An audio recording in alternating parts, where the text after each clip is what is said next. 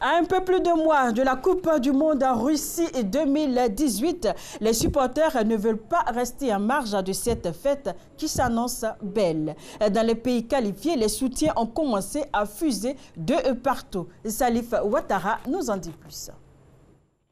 4 ans après l'humiliation subie à domicile, avec un jeu plein de lacunes et surtout la raclée 7-1 infligée par l'Allemagne, que les supporters n'oublieront jamais, la sélection brésilienne est parvenue à se qualifier pour le mondial russe.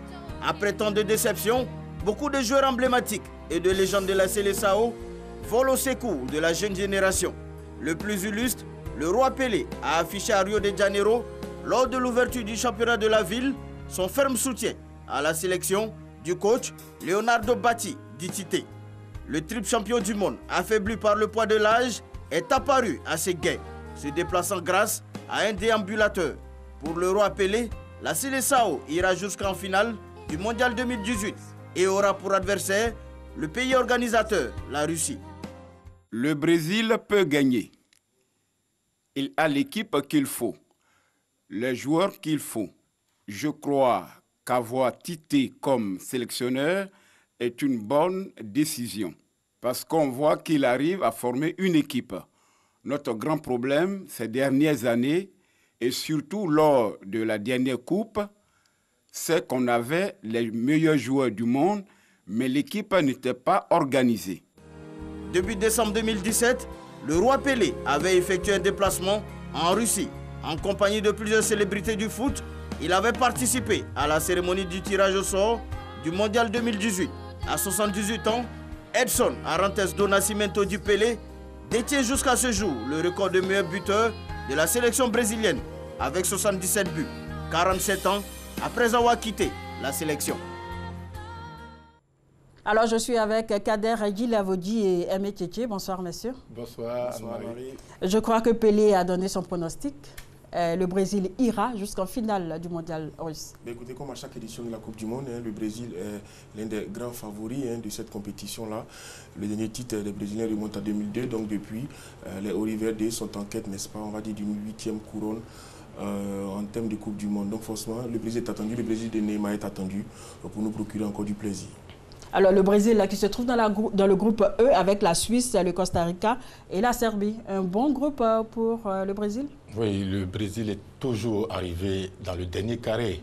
Et moi, ce qui me fait plaisir, c'est de voir le grand Arantes do Nascimento, alias Pelé, là, avec ce déambulateur, venir donner le pronostic. Contrairement à Diego Armando Maradona, qui avait lui pronostiqué pour les Européens, ouais.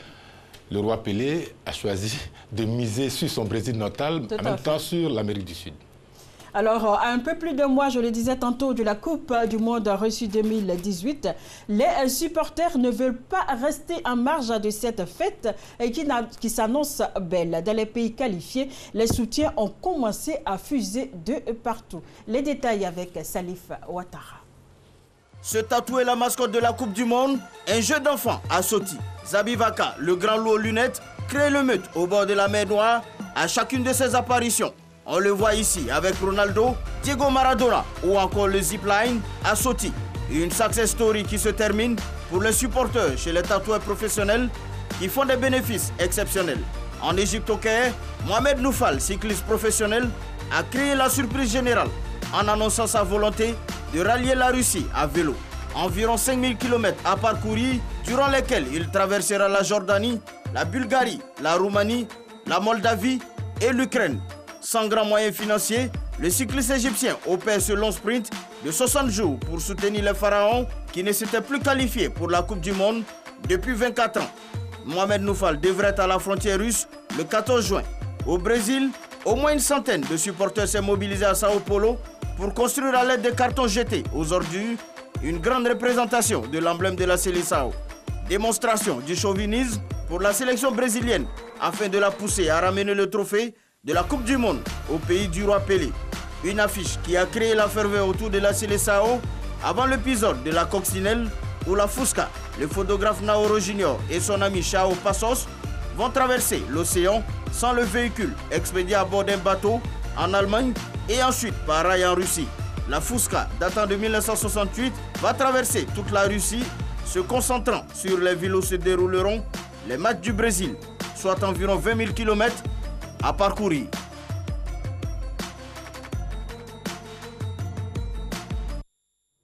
Nous continuons notre présentation des stades. Saint-Pétersbourg et Saransk ont retenu notre attention ce soir. Voyons ensemble.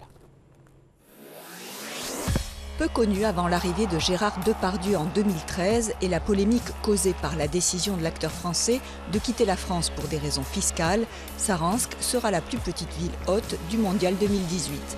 La ville de 300 000 habitants, qui a l'intention de profiter de l'événement, accueillera dans le stade de Mordovie 4 matchs dans une infrastructure construite à cet effet. Sa capacité sera de 45 000 places.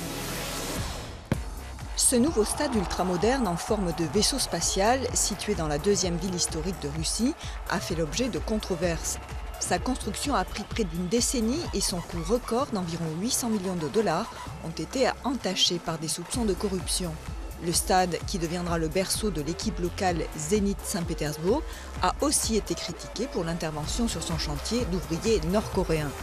Moins d'un mois avant le match d'ouverture de la Coupe des Confédérations, une nouvelle pelouse a dû être posée, la précédente ayant été endommagée. Les autorités affirment qu'il est fin prêt pour la Coupe du Monde. Sa capacité pour l'événement sera de 68 000 places.